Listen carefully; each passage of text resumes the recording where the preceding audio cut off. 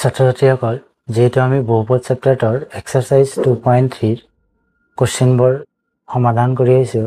গতিকে আজি এই ভিডিঅ'টোৰ জৰিয়তে কোশ্চেন নম্বৰ 4 আমি সমাধান কৰিম তোমালোকে কোশ্চেন নম্বৰ 4 লক্ষ্য কৰা যে কোশ্চেন নম্বৰ 4 টো দিয়া আছে যে x³ - 3x² + x + 2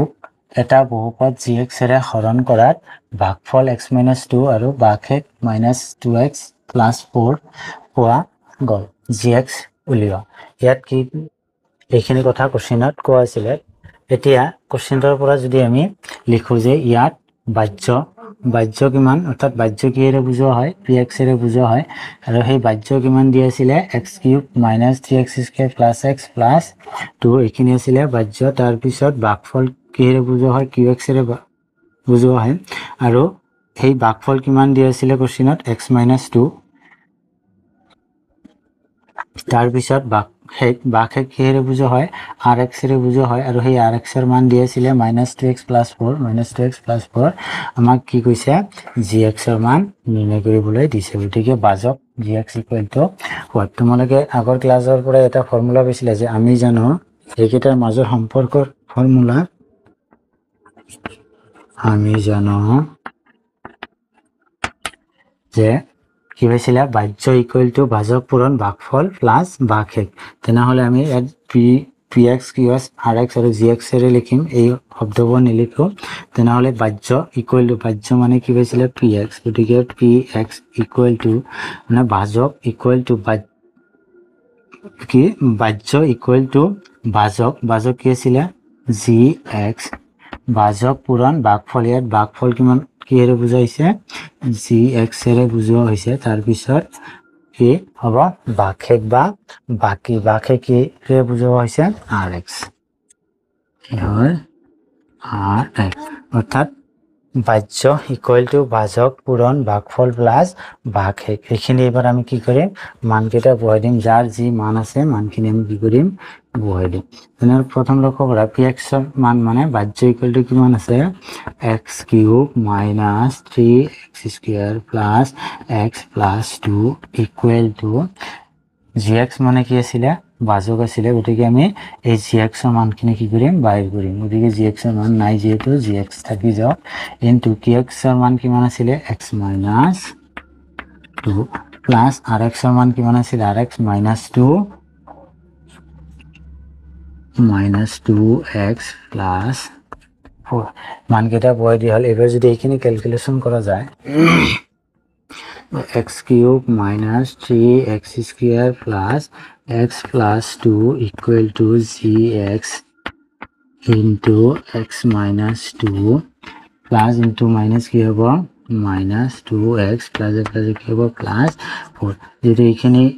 সেপারেট আছে এইখিনি আমি কি কৰিম বাওফালে লৈ আহিম তাৰ পিছত লাইনটা লক্ষ্য কৰা যে x³ - 3x² plus x plus 2 এফালে -2x আছে এফালে কি হ'ব +2x plus 4 আছে এফালে কি হ'ব -4 = gx into x - 2 এবাৰ এইখিনি যদি ক্যালকুলেশন কৰা যায় কি হ'ব তোমালোকে লক্ষ্য কৰা তাৰ পিছত লাইনটা লক্ষ্য কৰা কি আছিল x³ - 3x²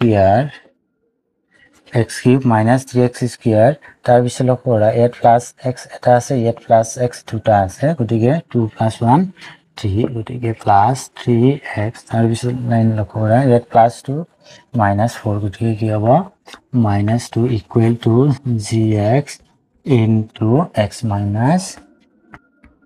2 এতিয়া লক্ষ্য কৰা gx এর লগত এইখিনি কি আছে পূরণ আছে গতিকে x - 2 যদি এফালে অনা যায় কি হ'ব হৰণ হ'ব অৰ্থাৎ ইয়াৰ তলত কি x - 2 বহিব গতিকে আমি ইয়াৰ পৰা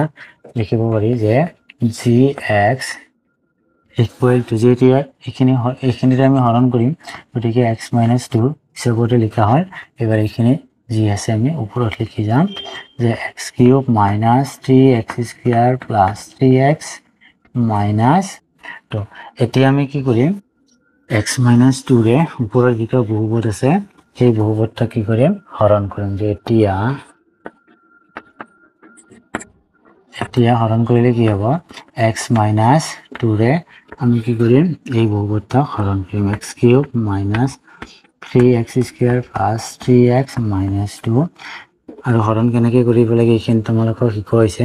গতিকে ইয়াত আছে x ইয়াত আছে x³ গতিকে ইয়াত কি কম আছে x স্কয়াৰ এটা কম আছে প্লাসত গতিকে x স্কয়াৰ এটা ওপৰত দিলে ইকুৱেল হ'ব এবাৰ x স্কয়াৰ এইখিনি পূৰণ কৰিম x square * x x³ minus 2 * x square কি হ'ব minus 2x স্কয়াৰ এতিয়া লক্ষ্য কৰা ওপৰৰ লাইনৰ পৰা আমি তলৰ লাইন ব্ৰেক কৰিম আৰু চিনবোৰ কি হ'ব পৰিৱৰ্তন হ'ব এটা প্লাস আছে কি হ'ব মাইনাস হ'ব গতিকে এই দুটা কেনসেল হ'ব এটা প্লাস হ'ব কাৰণ মাইনাস আছে গতিকে -3 + 2 গতিকে কি হ'ব -1 1 তো লিখিব নালাগে গতিকে x স্কয়াৰ ওপৰত যি আছে তলত নমাই আনিম 3x - 2 এবাৰ লক্ষ্য কৰা ইয়াত আছে কি প্লাস x ইয়াত আছে -x স্কয়াৰ এইফালে মাইনাস এটা যেহেতু বেছি আছে লগতে ইয়াত x আছে ইয়াত x স্কয়াৰ আছে গতিকে x এটা কি আছে বেছি আছে গতিকে ওপৰলৈ যাম -x এবাৰ -x এৰ কি কৰিম এই দুটা কি কৰিম পূৰণ কৰি ইয়াৰ তলত বহাই দিম মাইনাস প্লাসত কি হ'ব